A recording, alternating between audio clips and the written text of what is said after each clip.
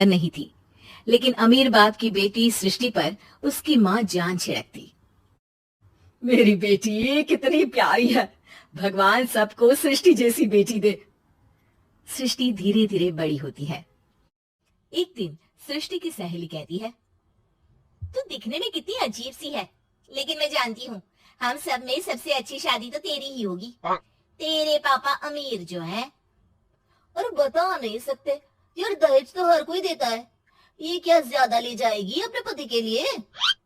अरे बड़े शहर में कोठी है इसके पापा की। अरे पापा की है ना, कौन सी इसकी है? इसकी होती तब तो कोई भी लड़का इससे शादी कर लेता। अरे पापा की मतलब पापा की है तो मेरी ही है ना? किसने कहा? अब तेरी तो तब होगी ना जब तेरा भाई ना हो। वैसे भी शादी के बाद सारी प्रॉपर्टी भाई के नाम होती है।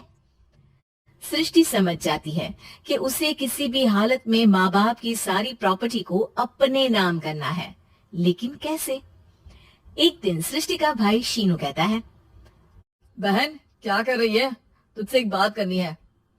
अरे हाँ हाँ करना, मैं तो तेरी बहन हूँ। बहन मेरी लाइफ में ना एक लड़की है, बहुत अच्छी है। मैं सोच रहा हूँ माँ और पापा से बात करूँ शादी के लिए। सृष्टि को समझ में आ जाता है कि भाई की शादी होते ही भाभी उसे एक दिन भी घर में बर्दाश्त नहीं करेगी। आ, क्या बात है भाई, बताना कौन है वो? यार वो बहुत अच्छी लड़की है, पढ़ी लिखी है, मेरे साथ जॉब भी करती है। बस एक प्रॉब्लम है। हाँ प्रॉब्लम? क्या प्रॉब्लम है भाई? यार वो शादीशुदा है, लेकिन उसके पति ने उसे सिर्फ इसलिए छोड़ दिया क्योंकि उसके माँ बाप दहेज नहीं दे पाए। सृष्टि ये सुनकर न जाने क्यों खुश हो जाती है। अरे भाई तो क्या हुआ, लड़की तुझे तो पसंद है ना? शीनू को लगता है कि बहन उसे समझ रही है।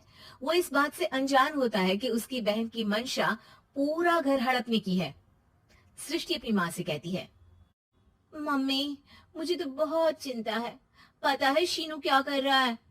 अरे क्या कर रहा है, वो तो काम पर जाता है और वापस घर आता है। नहीं ना माँ, वो यही तो नहीं कर रहा, बाकी सब कर रहा है।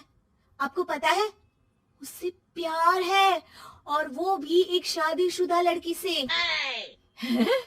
ये क्या हो गया, मैं सोसाइटी में क्या मुंह दिखाऊंगी?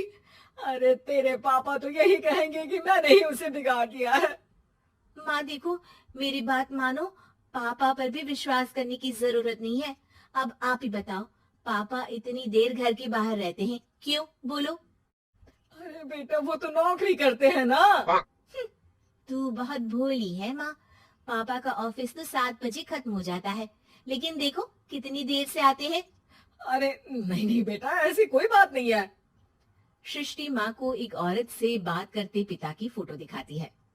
देखो माँ कैसे हैं पापा, मैं ना कहती थी कि पापा सही नहीं है। मैं तेरे पापा से बात करूंगी, दे फोटो मुझे। ओ माँ वो तो डिलीट हो गई। लेकिन चल तूने तो देख लिया ना, पापा से बाद में बात कर लेना, और हाँ मेरा नाम बिल्कुल मत लेना। हाँ माँ। अब क्या था, सृष्टि की माँ और पिता के बीच झगड़ा होना शुरू हो जाता है। सृष्टि के मन में क्या चल रहा था कोई नहीं जानता था। एक दिन, माँ सृष्टि के लिए एक लड़का देखा है, वो लोग शाम को उसे देखने आने वाले हैं। और हाँ माँ, एक खुशखबरी, मैं और पापा मिलकर एक नया बिजनेस ट्राई कर रहे हैं। शाम को लड़का आता है, सांवले रंग का।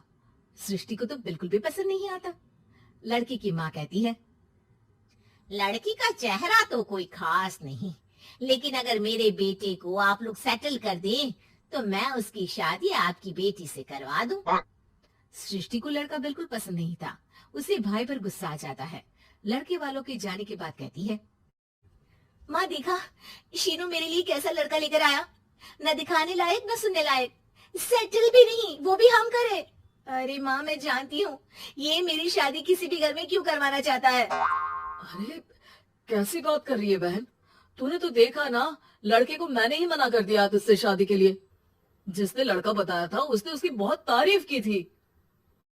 बात आई गई हो जाती है, लेकिन सृष्टि का मन शांत नहीं होता। क्या करूं कुछ समझ में नहीं आ रहा, मेरी शादी हो गई तो ये लोग पूरी प्रॉपर्टी शीनू के नाम कर देंगे, मेरे हाथ तो कुछ लगेगा ही नहीं। तभी सृष्टि को आइडिया आता है। वो किसी वकील को फोन करती है। जी देखिए, अगर आपके मम्मी पापा का तलाक हो जाता है तो आपके पिता की आधी प्रॉपर्टी आपकी माँ के नाम हो जाएगी। फिर उसे वो किसी को भी दे सकती है। सृष्टि अब माँ को बेटे के खिलाफ भरती है। माँ, शीनू पर नजर रखा करो। वो जिस लड़की के प्यार में है ना, वो शादीशुदा है। यहाँ आएगी, सारा पैसा, रुपया, जमीन, जायदाद सब हड़प लेगी। पापा का भी हाल तुमसे छुपा नहीं है। ऐसा ना हो कि मैं और आप एक दिन सड़क पर भीख मांगे। हे भगवान, मैं तो जीते जी मर जाऊंगी अगर ऐसा हो गया तो। ऐसा हो गया नहीं माँ, ऐसा ही होगा। अभी समय है, आगे का सोच लो। मैं तो कहती हूँ पापा से आधी प्रॉपर्टी लेकर अलग हो जाओ। पापा की आधी प्रॉपर्टी भी हम लोगों को अगर मिल जाती है ना, तो अगले 7 जन्म सफल समझो। बेचारी माँ बेटी के कहने पर पति से तलाक लेकर अलग हो जाती है। सृष्टि अब पैसों से गाड़ी और अपने दूसरे महंगे शौक पूरे करने लगी। उसके दोस्त भी उसके पैसे इस्तेमाल करते। सृष्टि, कल तुम कहाँ थी? मैं सारा दिन घर पर अकेली थी। तो मैं क्या करूं? मैंने ठेका तो नहीं लिया है ना तुम्हें संभालने का। माँ को सृष्टि से ये उम्मीद नहीं थी। वो बैठकर रोने लगती है। वहीं उसका पति यानी कि सृष्टि के पिता आ जाते हैं। मैं जानता था कि तुम्हारा यही हाल होगा, तो आपने मुझे रोका क्यों नहीं? मैं रोकता तो तुम रुकती क्या? सृष्टि के कहने पर तुमने मुझ पर अपने बेटे पर शक किया, लेकिन तुम ये भूल गई कि कैसे हम दोनों ने मिलकर जीवन में इतना सब खड़ा किया। माँ पति के गले लग जाती है। मुझे माफ कर दीजिए, मैंने आपकी कमाई का एक बड़ा हिस्सा गवा दिया। कोई बात नहीं, तुम साथ हो तो मैं ऐसी 7 प्रॉपर्टी खड़ी कर दूंगा। तभी वहां सृष्टि आ जाती है रोते हुए। माँ, मयंक ने मुझे छोड़ दिया। वो बोल रहा था जब तक मेरे पास पैसे थे तब तक ही वो मेरे साथ था। पापा, माँ, मुझे माफ कर दीजिए।